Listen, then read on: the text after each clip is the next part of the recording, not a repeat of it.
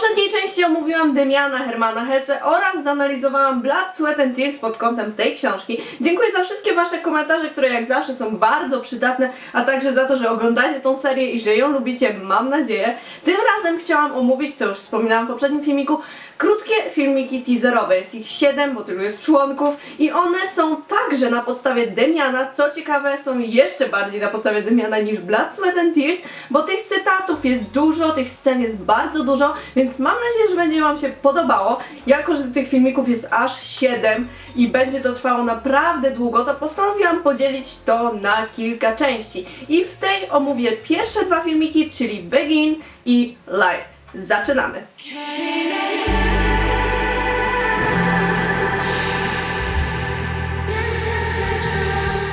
Pierwszy filmik teaserowy, czyli Begin, zaczyna się oczywiście cytatem z książki Demian czytanym przez Rap Monstera. The rhythms of day and night, two different words coming from two opposite poles, mingled during this time. Był to moment w książce, kiedy Sinclair opisywał właśnie dwa panujące światy, a jeżeli nie wiesz, kim był Sinclair, to kliknij sobie tutaj, ewentualnie poczekaj do końca tego filmiku i znajdź link w opisie. Oprócz narracji Rap Monstera na początku tego filmiku słyszymy także gwizdanie, co jest bezpośrednim odniesieniem do książki, bo właśnie gwizdanie było sposobem nawoływania Sinclaira przez jego tak jakby prześladowcę. W ogóle cały ten pierwszy filmik teaserowy odnosi się w całości tak jakby do tego Demiana i to jest takie naprawdę niesamowite, że można było to po prostu jakoś stworzyć.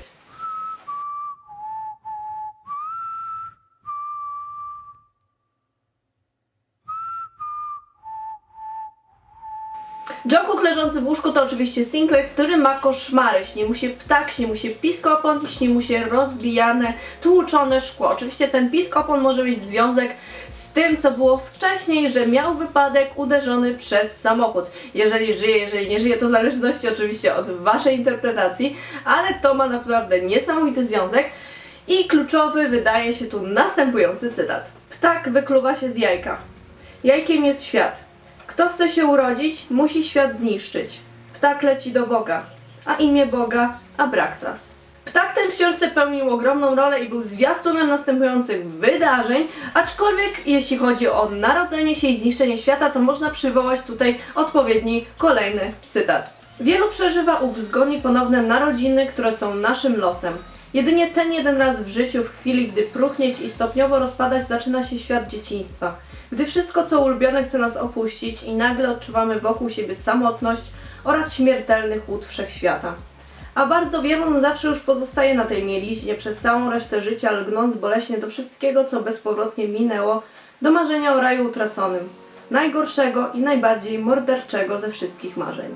Ten ptak wykluwający się z jajka symbolizował także Sinclaira, który w końcu odnalazł siebie i dorósł, i to może tłumaczyć, dlaczego Jungkook pod koniec tego filmiku ma skrzydła.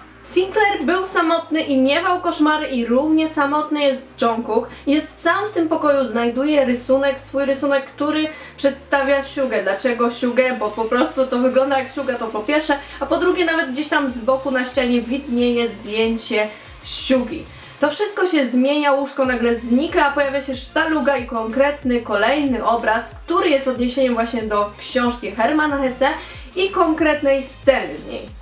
Jungkook, patrząc na ten obraz, jest ewidentnie zszokowany, a sam wizerunek na nim przedstawiony przypomina i jednocześnie i jego, i Sugę, chociaż niektórzy mówią, że ten obraz wygląda jak połączenie Jungkooka i V. Aczkolwiek Suga ma naprawdę większy sens, biorąc pod uwagę, że oni są w jakiś sposób połączeni. Poza tym sam fakt, że to jest Suga, miałby więcej sensu, szczególnie, że potem pojawia się na przykład fragment, kiedy to pianino płonie, co oczywiście może mieć związek z Sugą, bo Suga grał na pianinie w Blood, Sweat and Tears i jest jedynym, który potrafi grać na pianinie, a nawet jego solowy utwór na tej płycie opowiada właśnie o jego miłości do pianina, a poza tym ogień, jak sami dobrze wiecie, co się stało w I Need You, o czym już mówiłam, Suga po prostu uwielbiał bawić się ogniem i się podpalił. Ale przyszła pora na nowy cytat. Gdy obraz ów był już po paru dniach gotów, kreślony jak gdyby nieświadomie w chwilach marzeń, zawiesiłem go wieczorem u siebie na ścianie. Przysunąłem ku niemu lampę i stanąłem przed nim jak przed widziadłem, z którym stoczyć miałem decydującą walkę. Była to twarz podobna do tej, jaką malowałem wcześniej, podobna do przyjaciela mojego Demiana, pod pewnymi względami podobna także i do mnie. Jedno oko umieszczone było wyraźnie wyżej od drugiego, nieruchome oczy i pełne zadumy patrzały ponad moją głową. Oczy losu. Kolejny cytat za to wyjaśnia poniekąd, co się stało dalej. W nocy ocknąłem się z głębokiego snu. Byłem całkowicie ubrany i leżałem w poprzek łóżka. Pojąłem, że muszę przypomnieć sobie ważne jakieś sprawy, nic jednak już nie wiedziałem o tym, co się ze mną przedtem działo. Zapaliłem światło i pamięć zaczęła mi stopniowo przywracać. Poszukałem owego obrazu. Nie wisiał już na ścianie, nie leżał także na stole. Wtedy odezwało się we mnie niejasne wspomnienie, że go spaliłem. Czy może i to było snem? Że spaliłem go własnoręcznie i zjadłem jego popioły. Jungkook podnosi z podłogi obraz ptaka i wsadza go do koperty, co z kolei jest kolejnym odniesieniem do sceny z książki, kiedy to Sinclair narysował tego właśnie ptaka ze swoich snów, ze swojego herbu i także wysłał ten obraz do Demiana. Wtedy też poznał imię Boga Abraxasa, który także w pewien sposób ukazany był jako ptak, bo miał skrzydła, co z kolei znowu wyjaśnia, dlaczego pod koniec Jungkook też je ma. Tak jak już mówiłam, Jungkook i Suga są w pewien sposób powiązani i to już pod poprzednich teledysków, bo chociażby na przykład scena w I Need You, kiedy to Jungkook właśnie zostaje uderzony przez samochód koło motelu Sugi, w którym Suga się podpala, albo chociażby w Run, kiedy oni walczą, tak jakby walczą, po prostu się kłócą. Jungkook chce uspokoić Sugę. Jak widzicie, tych połączeń jest naprawdę wiele i z każdym kolejnym krótkim filmikiem teaserowym widać ich coraz więcej. Kolejny filmik, czyli Lie, także rozpoczyna się cytatem z książki Hermana Hesse i co jest ciekawe, jest to po prostu kolejny cytat, kolejny fragment za tym poprzednim, czyli po prostu ten jest kontynuacją poprzedniego. My parents' house made up one rhythm. This rhythm was familiar to me in almost every way. Mother and father, love and strictness, model behavior and school. Według mnie ten akurat filmik jest jednym z najbardziej zagmatwanych, jeżeli chodzi właśnie o te krótkie filmiki teaserowe do Wings i można go rozumieć w różny sposób. Jedno jest pewne, Jimin znajduje się w białym pokoju, co może w jakimś stopniu przypominać właśnie szpital, ewentualnie jakąś salę do badań, szczególnie, że znajduje się tam także kamera, co oznacza, że to wszystko jest w jakiś sposób kontrolowane. Jest kontrolowany podobnie jak świat Sinclaira właśnie w czasach jego młodości. Już na samym początku biała dłoń pokazuje kartę. Na tej karcie znajduje się logo, które mogliśmy zobaczyć w pierwszym filmiku teaserowym i to wszystko przywodzi nam na myśl test Roshaka, czyli test plam atramentowych, który jest właśnie używany w diagnozie klinicznej, żeby dowiedzieć się, jakie ktoś ma cechy osobowości, ewentualnie jakie problemy osobowości, jakie problemy psychiczne i z czym tak naprawdę się boryka. Jimin jest też ukazany z punktu widzenia kamery i wtedy także pojawiają się takie króciutkie fragmenty w negatywie, w których widzimy ból, cierpienie i walkę Jimina. Potem pojawia się następna karta, która moim zdaniem wygląda troszeczkę jak właśnie takie lekko nadgryzione jabłko, a potem kolejny negatyw i jeszcze więcej bólu, jeszcze więcej cierpienia, jeszcze więcej tej walki ze strony Jimina. Jimin tak jakby upada i scena się nagle zmienia. On się znajduje właśnie w tym pokoju z tych negatywów i wygląda to troszeczkę jak szpital, szczególnie, że jest biało, szczególnie, że są dwa łóżka, aczkolwiek jako, że jedno jest wolne, od razu przywodzi nam to na myśl tą scenę z Jiminem i z J-Hope'em w Run, więc to prawdopodobnie jest łóżko J-Hope'a. Kolejna karta przedstawia napis Ewa i tutaj mamy dwie interpretacje. Pierwsza z nich to oczywiście jest ta biblijna o Adamie i Ewie, o tym grzechu i wygnaniu z Edenu, co może mieć właśnie związek z jabłkami, które będą później. A drugie to jest Ewa z książki Hermana Hesse. Ewa była matką Demiana, aczkolwiek w niej zakochał się Sinclair. Widzimy też kieliszek pełen tabletek, co od razu może nam dawać potwierdzenie, że jest to jednak szpital psychiatryczny i te tabletki od razu jakby kojarzą nam się z J-Hope'em i z tą sceną z I Need You, kiedy on właśnie połknął ich naprawdę dużo. Co więcej, Jimin wyciąga rękę do tego drugiego pustego łóżka, co może właśnie dawać nam jakby dowód na to, że tam powinien ktoś być i że to właśnie był J-Hope. Nie wspominałam w tym żadnym poprzednim filmiku, aczkolwiek J-Hope cierpił na narkolepsję, czyli zaburzenia snu, objawiające się nagłą utratą na przykład napięcia mięśniowego, czy napadami snu, ewentualnie nadmierną sennością w ciągu dnia. I to z kolei przywodzi nam na myśl scenę z I Need You, kiedy on nagle traci przytomność na tym moście. Znak, który się nagle pojawia oczywiście po koreańsku, oznacza Pulkot Arboretum. Pulkot oznacza w tłumaczeniu hibiskus, czyli narodowy kwiat Korei. Arboretum za to jest to ogród botaniczny, co może oczywiście od razu przywodzić na myśl Eden. A to wyjaśniałoby z kolei kartę z napisem Ewa. Czyli tak jakby ten znak prowadzi do miejsca, gdzie narodził się grzech, czyli jest to znak wskazujący drogę do grzechu. Jimin zaczyna śpiewać i już sam tekst jest znaczący.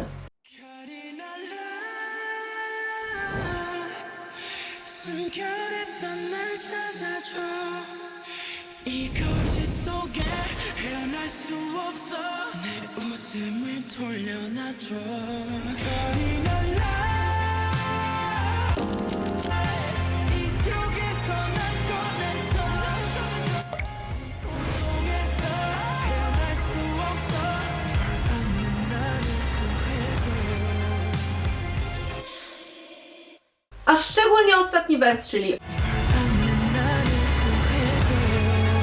po przeczytaniu Demiana przychodzą nam na myśl dwie tak jakby sytuacje. Pierwsza z nich to jest po prostu historia Kaina i Abla, która tak jakby przewija się przez całą tę książkę i co ciekawe główny bohater sam nosi z nami Kaina, a drugie to jest właśnie to, co wspominałam już przy poprzednim krótkim filmiku teaserowym, czyli ten obraz, tak jakby ten Jungkook, który wyglądał w jakimś stopniu jak Suga, czyli Sinclair, który wyglądał jak Demian. Jimin bierze zamach poduszką i to z kolei przypomina nam od razu scenę z Run z bitwą na poduszki i tak jakby Jimin tylko wyobraża sobie tego J-Hope'a. Widać, że ten J-Hope powinien tam być, ale istnieje tylko wyobrazić Jimina, co prowadzi do jednego konkretnego wniosku. Jimin może cierpieć na schizofrenię. Nagle widzimy, a raczej bardziej słyszymy, jak Jimin jest postrzelony, co z kolei w obecnej sytuacji od razu nam się kojarzy z konkretną sceną z Not Today. Fragment z mokrym Jiminem może od razu się kojarzyć z tym, co się działo w I Need You i konkretne sceny też to potwierdzają, szczególnie na przykład upadek do wanny. Pojawia się płonące pianino. Pianino symbolizuje emocje i uczucia, a jeżeli chodzi o ogień, to w zależności od jego rodzaju ma on różne znaczenie. Jeżeli chodzi właśnie o taki złowrogi nie do opanowania, to on oznacza właśnie to niskie popędy, agresję i złość. Oczywiście ogień od razu kojarzymy z Sugą, jako że on się podpalił, a pianino tym bardziej, bo po prostu, tak jak już wspominałam, on gra na pianinie, on potrafi grać na pianinie. A jeżeli chodzi, co ciekawe, znalazłam symbolikę podpalenia się. Podpalenie się, co prawda we śnie, ale to można w jakiś sposób odnieść właśnie do BTS. Podpalenie się jest czymś, co robią ludzie z wyrzutami z sumienia, po prostu z poczuciem winy i jest to podświadoma kara i pokuta. Znowu widzimy Jimina w wodzie, aczkolwiek ta scena jest troszeczkę odwrotna, bo ta woda zamiast spadać w dół, jakby się unosi, czyli tak jakby coś jest odwrotnie i moim zdaniem to może na przykład oznaczać, że istnieje jeszcze odwrót, można się jeszcze cofnąć i jeszcze nic nie jest stracone. Aczkolwiek potem widzimy właśnie, że Jimin sięga tą ręką, jakby po pierwsze albo chciał kogoś dosięgnąć, ewentualnie jakby po prostu chciał się wydostać. Tylko w momencie, kiedy sięga tam dłonią, do wody wpada jabłko, czyli symbol grzechu. A w momencie, kiedy wpada już to jabłko, to nie ma odwrotu. Tak jak już wspominałam, jabłka są bardzo istotne i bardzo ważne, jeżeli chodzi o książkę Hermana Hesse, bo cała ta książka tak jakby się zaczyna właśnie od historii związanej z jabłkami. Oczywiście już dawałam dużo cytatów w poprzedniej części, więc zapraszam po raz kolejny, ale chodzi generalnie o to, że Sinclair wymyślił kłamstwo, co od razu nawiązuje właśnie do tytułu tego filmiku, krótkiego filmiku teaserowego. Wymyślił kłamstwo o kradzieży jabłek. Aczkolwiek to było pierwsze kłamstwo w jego życiu, pierwszy grzech, który go przenika w całości, on nie potrafi sobie z tym poradzić i wie, że nie ma już odwrotu, nie cofnie tego i po prostu nikt mu już z tym nie pomoże i to od razu pasuje do tekstu tej piosenki, czyli po prostu jest uwięziony w kłamstwie. Wszystkie sceny z wodą są tak jakby w jakiś sposób nagrane od tyłu i jest na przykład scena, kiedy to Jimin wpada tyłem oczywiście do wody, co po pierwsze może przywodzić na myśl scenę z Run, kiedy to Vi wpada do wody, ewentualnie po prostu sam ten fakt, ile razy widzieliśmy Jimina w wannie. Oczywiście on budzi się znowu w tym pokoju szpitalnym i akcja toczy się dalej. Widzimy obraz tundry, który pojawia się już na samym początku tego krótkiego filmiku teaserowego. Widzimy także Jimina, który jest jakby w tym logo, o którym mówiłam, że przypomina ugryzione jabłko, co z kolei ma ogromny sens, biorąc pod uwagę następne sceny, gdy Jimin po prostu te jabłko gryzie. Pojawia się biały tekst napisany po koreańsku, który jest tak naprawdę cytatem z Run. 길을 알려줘 날 좀 멈춰줘 날 숨쉬게 Ten cytat naprawdę ma sens, biorąc pod uwagę, że właśnie Jimin zbacza tak jakby z tej drogi, więc po prostu trzeba mu pomóc, trzeba go prowadzić, trzeba mu pomóc wrócić na tą dobrą ścieżkę życiową, a jeżeli chodzi właśnie o oddychanie, to weźmy tutaj pod uwagę tą wodę. Wpadając do wody, nasze płuca niestety już nie działają tak jak potrzeba, więc nie można oddychać. A to kłamstwo jakby i ten grzech to jest takie trochę wpadanie do wody, czyli po prostu nie możemy już sobie z tym poradzić. Później widzimy znowu, jak on gryzie to jabłko, czyli wchodzi w ten grzech i pojawia się kolejny cytat, tym razem z Save Me. Jestem uwięziony w sobie i martwy. To oczywiście od razu ma sens, bo biorąc pod uwagę fakt, że on ugryzł to jabłko, czyli ten grzech go wypełnił, on go zatruł, czyli jest martwy i uwięziony w tym grzechu. Co ciekawe, pod koniec tego filmiku znowu pojawia się to logo, tylko tym razem z dźwiękiem i ten dźwięk przypomina z jednej strony albo gryzienie jabłka, ale z drugiej strony jakby pękanie czegoś, co można odnieść do tego, że jakby popełniając ten grzech, Jimin jakby utracił część siebie, kawałek swojej osobowości, kawałek siebie.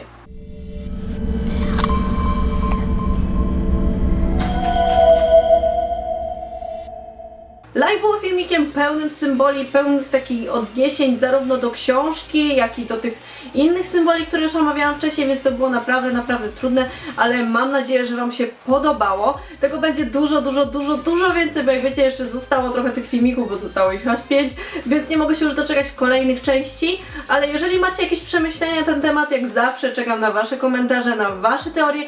Być może czegoś nie zauważyłam w tych 2 filmikach, więc czekam, aż zwrócicie mi na to uwagę i do zobaczenia następnym razem.